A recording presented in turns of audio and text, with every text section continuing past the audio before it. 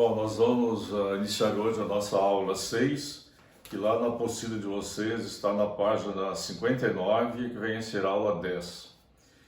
O que nós vamos ver hoje? Nós vamos ver a questão sobre os juros compostos, né? E para nós termos todo esse conhecimento de juros compostos, né, existe a necessidade também, e inclusive para facilitar a compreensão, o cálculo, usar a calculadora financeira HP12C. E, inicialmente, nós vamos ver algumas funções, né, dessa HP12C e também a questão, por exemplo, como eu vou fazer a conversão das taxas de juros, porque esse capítulo trata também sobre taxa de juros. Quando nós vimos os juros simples, observamos lá que a taxa de juros, por exemplo, se eu tenho lá 2% ao mês, ao ano, multiplica por 12, são 24% ao ano. 1% ao mês, aí eu multiplico por 12, são 12% ao ano. Isso é juros simples. Mas juro composto não é assim. A taxa do juro composto, nós vamos ter juros sobre juros. Por exemplo, se eu tenho 1% ao mês, eu vou converter essa taxa ao ano, nós vamos ver que isso vai dar 12,6825, mais alguma coisa. Então nós temos lá uma taxa um pouco maior do que a taxa dos juros simples. E para isso existem equações, existem fórmulas para fazer essa conversão. Mas eu tenho um programinha que nós vamos instalar na HP12C, vai facilitar bastante o entendimento, né, em relação a essa questão da conversão, que é algo que nós vamos utilizar bastante. Para isso, tem algumas funções, né, que eu coloquei aqui no quadro, vou explicar para vocês. Algumas funções é interessante vocês conhecerem. Lá na HP de vocês, ó, você tem o N, o I, o PV, PMT, o FV e o CHS. Essas funções, por exemplo, o N, o que representa o N? O N vem a ser o tempo, a quantidade de dias, meses, anos, né? O I é a taxa. O PV, algo novo nós vamos trabalhar agora, mas lá em juros simples nós já trabalhamos com o PV. O que é o PV? Vem a ser o valor presente e vem a ser o capital. Aí nós temos lá o PMT, mas não vamos ainda tratar sobre o PMT, que é o parcelamento, né, prestações, isso vai ser visto mais adiante. Aí temos o FV, valor futuro, que vem a ser o nosso montante. E aí tem o CHS, que vem a ser uma função onde eu vou introduzir o sinal negativo. Se eu tenho um número e quero introduzir o menos, que fica em frente a esse número, eu tenho que usar CHS. Se eu quiser tirar o sinal negativo, eu aciono novamente o CHS. Então essa é a função do CHS. Bom, aí eu gostaria que vocês colocassem na máquina de vocês, na HP de vocês. Quem não tem HP pode baixar ela também no aplicativo, né, no celular, e instala esse programa que eu tenho aqui no quadro. Esse programa, ó, para taxas equivalentes para juros compostos, ela é apenas para juros compostos. Então nós temos ali, ó, é uma sequência, ó, de funções que vocês vão instalar na HP e depois nós vamos fazer o teste.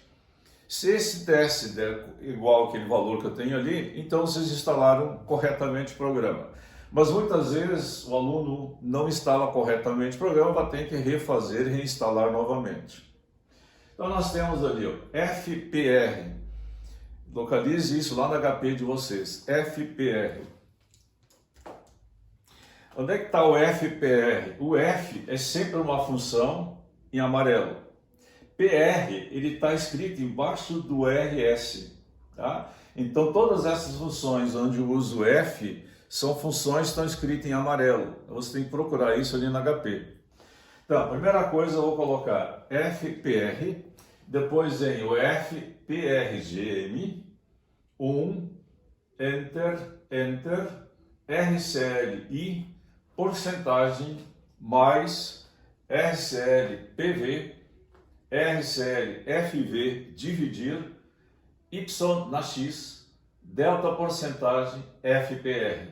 No final, tem que aparecer 0,0000. Bom, como é que eu determino o número de casas, número de decimais da nossa HP? Eu dou, por exemplo, se eu quero duas decimais, duas casas após a vírgula, eu dou um F2. Se eu quero 4, do F4. Se eu quero 3, do F3. 5, F5, F9, daí são todos os logaritmos no HP.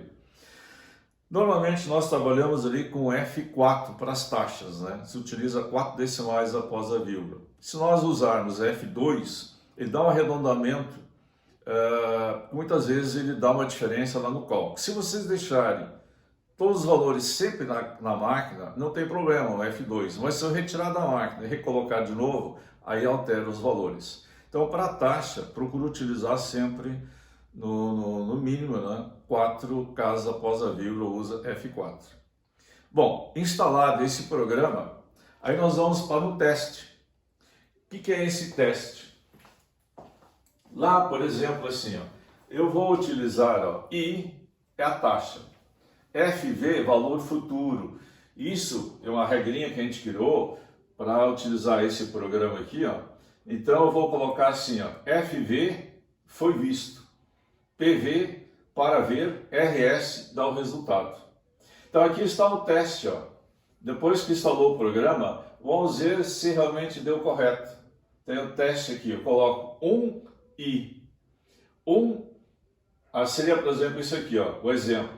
Determine a taxa anual equivalente a 1% ao mês.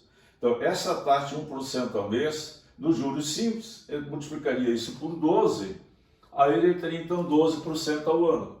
Mas no composto não. Então eu coloco assim, 1i, um mês foi visto, que é a taxa ao mês, 12 meses para ver, RS. Aí eles vão encontrar 12,6825 mais alguma coisa, tá?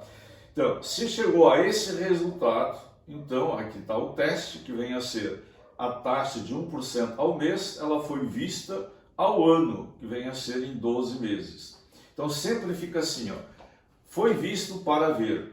Se eu tivesse, por exemplo, como exemplo 2, ó, determine a taxa mensal equivalente a 24% ao ano. Então foi visto em 24%, né? E 24%. Foi visto ao ano, mas eu quero ao mês. Então tem que trabalhar com as duas unidades coerentes ali, ó. O que é o ano? O ano tem quantos meses? 12 meses. Então teria aqui 24i, 12 meses foi visto, e um mês para ver, RS, aí eu vou ter então o valor que resultar na HP. Vamos fazer o teste lá. Então, ó, 24i.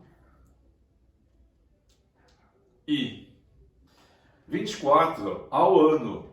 O ano tem quantos meses? Então, 12 meses foi visto, FV. E eu quero a taxa ao mês, em um mês. Então, vou botar 1 PV para ver, RS. Então, vou ter ali o valor da taxa, que vai dar 1,8080. Ou, se eu arredondar para 2 casas, ou para 4 casas, eu vou ter, então, no caso ali, ó, 1,8088, tá? Então, se ela é 24% ao ano, ela vai corresponder a 1,8080 ao mês. Então, esse programinha aqui, ele é interessante, ele serve para fazer a conversão de taxas. E nós chamamos isso de taxa equivalente. Então, lá nos juros compostos, né, vem a ser uma capitalização composta, onde nós vamos ter o cálculo dos juros sempre em cima do montante. Então, eu tenho um montante, um capital. No mês 1, eu aplico uma taxa, e no mês 2, eu vou ter um novo montante. Vou ter o capital do mês 1, mais os juros produzidos, vai me dar o montante 1. Para o mês seguinte, eu vou usar esse montante e vou calcular novamente os juros sobre esse montante. E assim sucessivamente, tantos meses ou período que o problema indicar. Lá nos juros simples, não. A gente sempre calculou os juros sobre o capital inicial e no composto, não. É a questão, por exemplo, o cartão de crédito, né? O cartão de crédito é uma bola de neve. Se eu não pagar, eu vou ter todos os meses um acréscimo. Vou ter juros sobre juros, isso acaba virando uma bola de neve. Mas nós temos então essa formulazinha, esse programa, né? Que é interessante vocês instalarem com cuidado, né? Bem calmamente, e fazer o teste. Em seguida, nós vamos ver mais alguns exemplos ainda.